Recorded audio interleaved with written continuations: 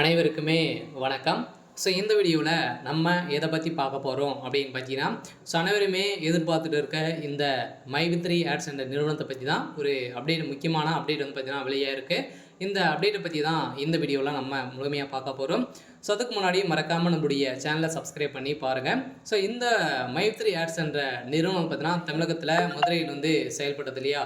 ஏற்கனவே பார்த்தீங்கன்னா மதுரையில் செயல்பட்டு இது வரைக்குமே 13 லட்சம் பேருக்கு மேலே இதில் உறுப்பினர்களாக சேர்ந்து இந்த நிறுவனம் செயல்பட்டு வந்திருந்த நிலையில் இந்த நிறுவனம் பார்த்தீங்கன்னா திடீர்னு வந்து ஒரு ஆப்பரை வந்து மக்களுக்கு வந்து கொடுத்துருந்த நிலையில் அதன் மூலமாக திடீர்னு வந்து பார்த்தீங்கன்னா இந்த நிறுவனம் மிகப்பெரிய மோசடிகள் வந்து செய்தது தெரிய வந்திருந்த நிலையில் தான் இப்போ இந்த நிறுவனம் திடீர்னு வந்து முடக்கப்பட்டது. இந்த நிலையில் மக்கள் வந்து பார்த்தீங்கன்னா அதிரடியாக மதுரையில் திரண்டு இந்த நிறுவனம் செயல்படக்கூடாது அப்படின்ற மாதிரி மீண்டும் போராட்டத்தில் இறங்கியிருக்காங்க. இந்த நிலையில் தான் இந்த நிறுவனம் மீண்டும் சென்னையில் புதிய புலியுடன் செயல்படும் அப்படின்ற மாதிரி அபிஷியலாகவே ஒரு தகவல் வெளியாகி வருது. பார்த்தீங்கன்னா இந்த மை3 ஆட்ஸ் என்ற நிறுவனத்தில் உறுப்பினர்களாக சேர்ந்தவர்களுக்கும் அதே மாதிரி ஏற்கனவே முதலீடு செய்து பணங்களை வந்து பார்த்தீங்கன்னா இது வரைக்குமே 17 லட்சம் கோடிக்கு மேலே மோசடிகள் வந்து செஞ்சுருக்காங்க அப்படின்ற மாதிரி புகார் மேலே புகார் மீண்டும் வந்து பார்த்தீங்கன்னா இழந்திருக்கு. இந்த நிலையில் தான் மக்களுடைய நிலை வந்து என்ன, இந்த பணம் வந்து கிடைக்குமா கிடைக்காதா என்ன அப்படின்னு கொடுத்துருக்காங்க.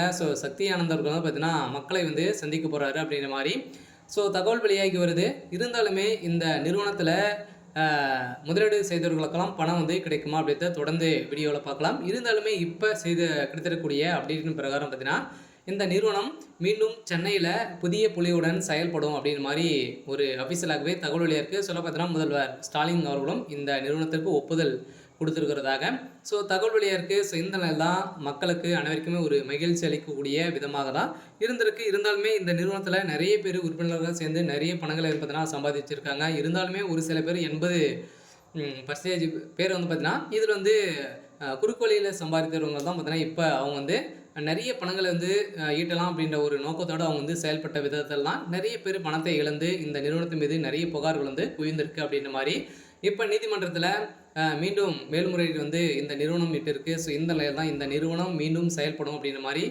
தகவல் வெளியாகிறது தகவல் வந்து வெளியாகி வருது.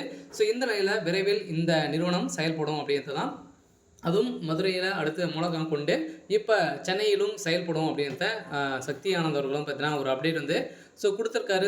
வந்து பார்த்தீங்கன்னா அனைவருக்குமே ஒரு சூப்பரான ஒரு அப்டேட்டாக தான் வந்திருக்கு. இருந்தாலுமே இந்த நிறுவனத்தில் பணத்தை இழந்தவர்களுக்கெல்லாம் ரீஃபண்ட் வந்து ஆகுமா அப்படின்னா கட்டாயம் ரீஃபண்ட் வந்து ஆகும் அப்படின்ற நீதிமன்றம் வந்து உறுதியாக இருக்காங்க. இந்த நிலையில் தான் வாக்குவாதங்கள் வந்து ஏற்பட்டு இருக்கு. இருந்தாலும் விரைவில் இந்த நிறுவனம் செயல்படுறதுக்கான தீர்ப்பும் அதே மாதிரி இந்த நிறுவனத்தில் மீண்டும் பணத்தை இழந்தவர்களுக்கெல்லாம் ரீஃபண்ட் ஆகும் அப்படின்ற மாதிரி அஃபிஷியலாகவே தகவல் வெளியாக இருக்குது.